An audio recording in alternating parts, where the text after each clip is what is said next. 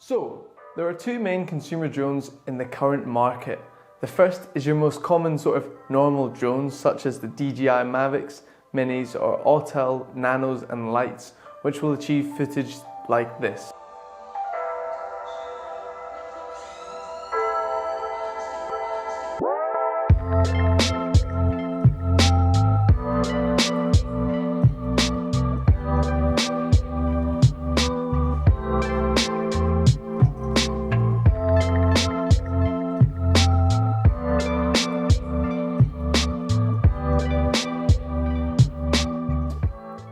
The second type of drone is your FPV drones, which stands for first person view, and these can come in different forms such as cinewhoops or freestyle and racer quads, which will achieve footage like this.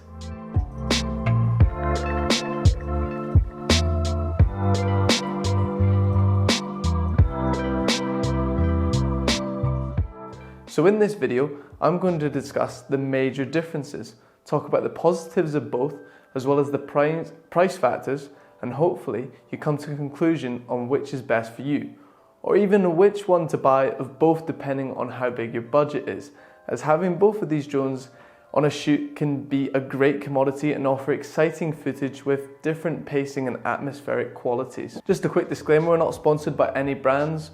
We buy these drones ourselves, test them to give honest feedback and reviews straight to you guys. So keep watching, hit that subscribe button please. So let's start off with discussing the footage, showing some more examples and talking about how these drone types are different footage-wise. So to start with, your regular drones. The best way to describe this sort of footage is smooth. It's truly smooth as butter. You're also going to get extra features on certain drones such as active track, where you can draw a box around anything and it will track it. As well as this, you have time lapses or hyperlapses and master shots, which will make you look like an immediate pro. Overall, it will add production value and good quality footage with whatever of these drones you decide to invest in. On the other hand, the key deliverables of FPV will be more dynamic, captivating and less common footage. We'll come on to why it is less common in a bit, but let's show you some footage and you will see the immediate difference. FPV drones allow for a lot more speed, which is great if you're filming sports. They're also great for going through gaps or near objects due to having such a tight control of every movement. You may most commonly see them used for large building tours, and the most famous of these videos would have to be iconic in the videographer world, where it's a bowling alley, all one FPV shot. So I'll show you a bit of that. Now, as exciting and crazy as all this footage may be, learning to have that level of control can take time, and that brings us on to the learning curve of these two different drone types. So, sticking with FPV, I must make a massive disclaimer that there is a big learning curve with these drones, and this is why I said it's less common, although it is starting to change and more people are using them. However, it can take years if you want to get close to some of the best footage you have seen on YouTube or even films. Michael Bay recently used a 19-year-old FPV pilot for his latest explosion-laced action film Ambulance, and I haven't seen the film personally, but some of the shots in the trailer look pretty crazy. Anyway, so realistically, it's going to take you a while to fully get to grips with flying FPV, and the best way to do is to start on a simulator with some DJI goggles, and once you feel competent and have got past the disorientated and head moving phases, then it's just about going out and practicing as much as possible. If you want an idea on how long it took me to get slightly capable with FPV, then check out our previous video all about my journey, which you will find down in the description.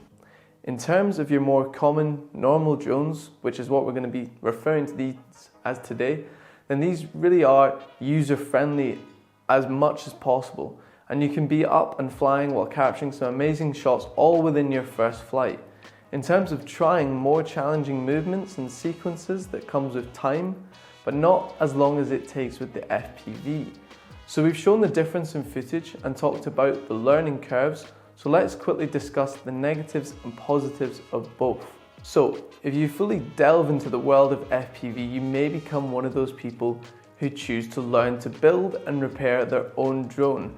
And this, in the long term, is a truly invaluable skill. I can't say I'm one of these people.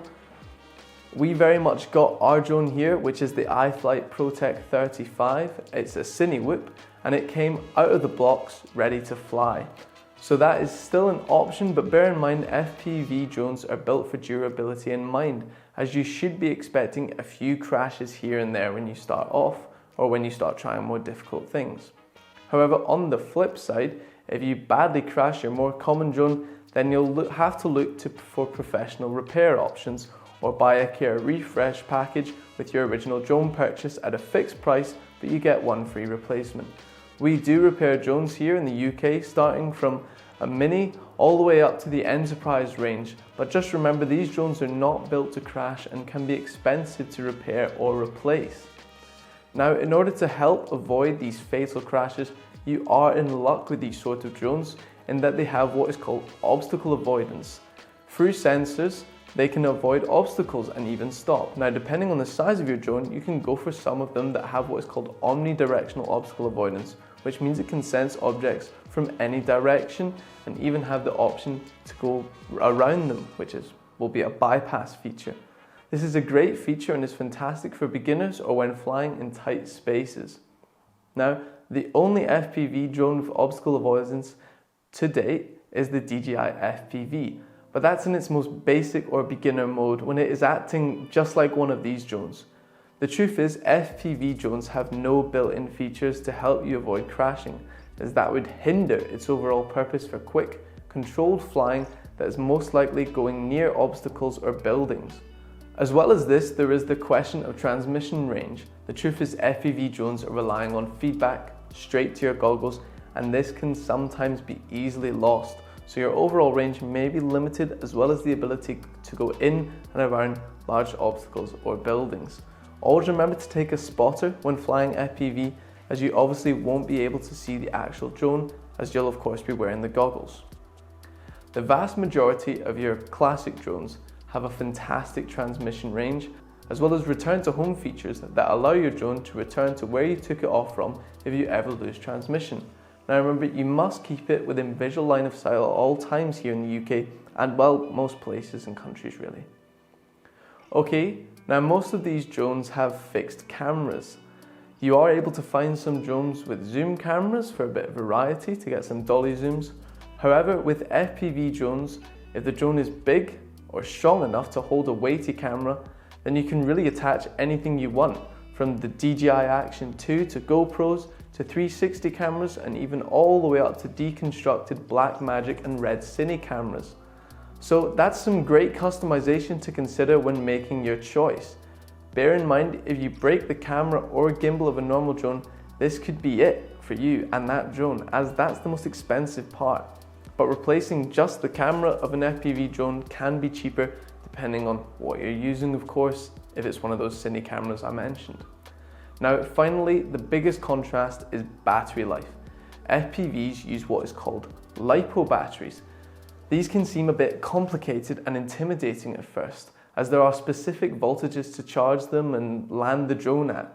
They can be dangerous if not used correctly and can result in mini explosions that have been known to happen, but really don't worry too much. There are plenty of fantastic videos on how to wrap your head around them.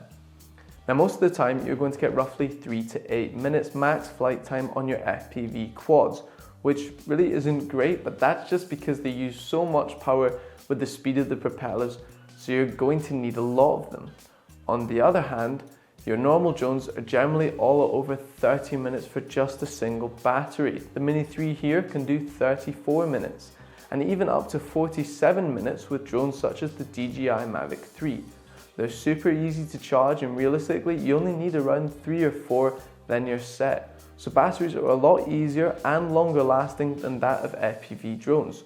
So let's get on to what may be the most deciding factor, and that is of course, the price. So let's quickly look at two of the most popular drones from DJI, which are the leading market for drones such as these, from low to high end. The recently released one we have here, the Mini 3 Pro, with what is called a Fly More kit, which comes with a bag, 2 extra batteries and spare propellers, comes in at £868.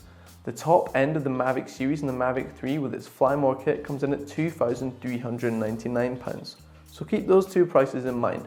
Now for this whole FPV setup, you are going to have to buy everything individually, so prices may vary. We'll use the drone, which we have here to start off with, which comes in at £399 currently. The goggles can be around £550, but those do waver. The controller £299, and let's say the latest GoPro Hero 10, which will come in at £399. So altogether you're looking at a total of £1,647. Finally, don't forget the LiPo batteries, which will be around £100 for 4 and £70 for a fairly decent charger. So altogether, adding to that, you're going to have £1,817.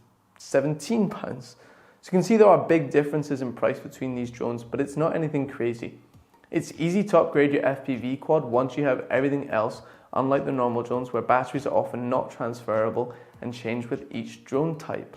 However, the controllers have started to be the same with each release, which is good to see. They're a bit like Apple in that they like bringing out new lines.